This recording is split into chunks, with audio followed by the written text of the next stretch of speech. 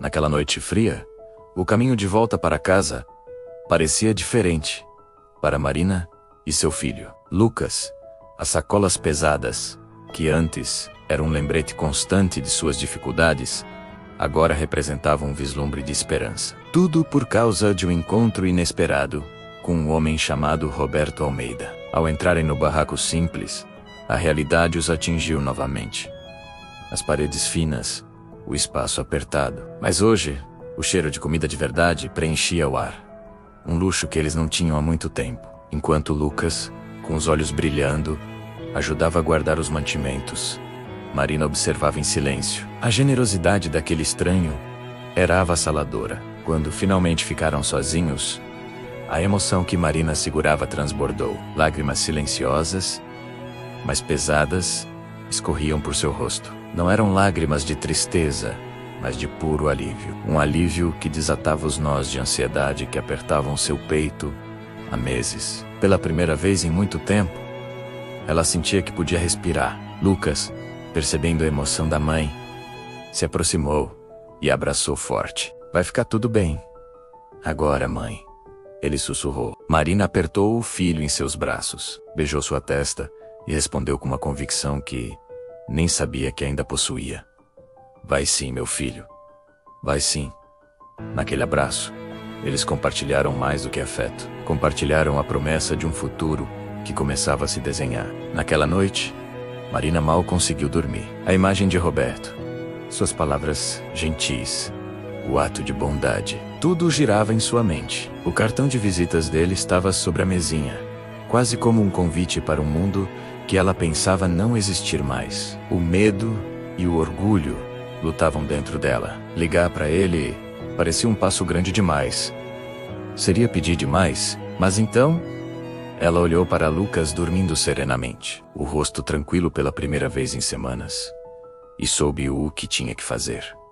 Não era mais apenas sobre ela, era sobre ele. Pela manhã, com o coração batendo forte, Marina pegou o telefone. Sua mão tremia enquanto discava os números. A cada toque da chamada, a dúvida tentava voltar, mas a imagem de seu filho lhe dava forças. Quando uma voz calma atendeu do outro lado.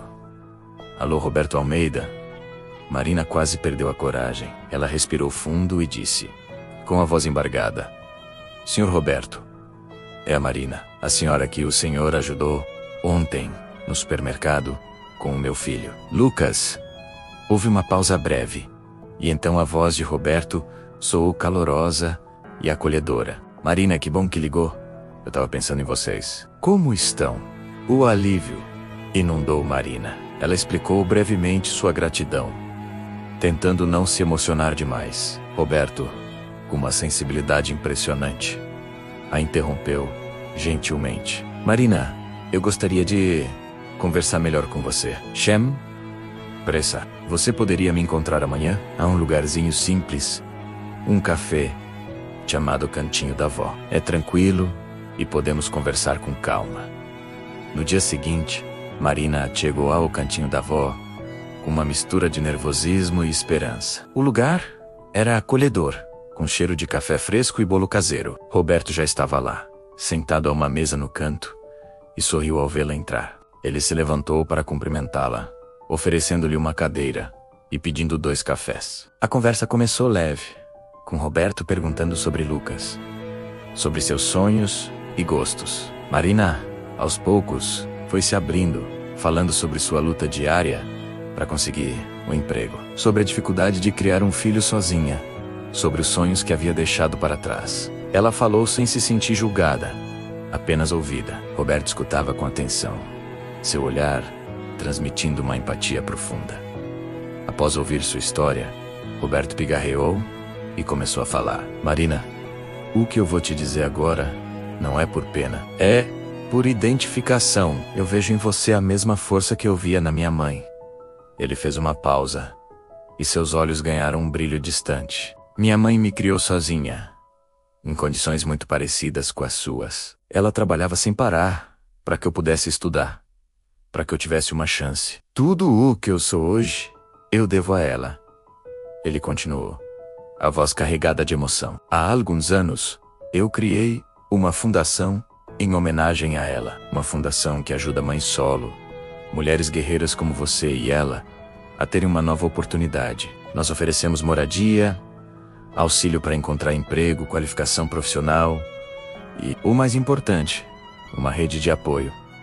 Marina ouvia, incrédula. As palavras de Roberto pareciam um sonho. Ele estava oferecendo a ela não apenas ajuda, mas uma estrutura completa para recomeçar. Nossa fundação tem um pequeno conjunto de apartamentos, disse ele, e há uma unidade disponível agora. Gostaria de oferecer a você e ao Lucas um lugar seguro para vocês morarem enquanto você se reergue. Nós te ajudaremos a encontrar um trabalho digno que te permita cuidar do seu filho sem sacrificar sua própria vida. As lágrimas voltaram aos olhos de Marina, mas desta vez eram de pura felicidade e gratidão. Ela não conseguia formular palavras, apenas assentia com a cabeça, o coração transbordando.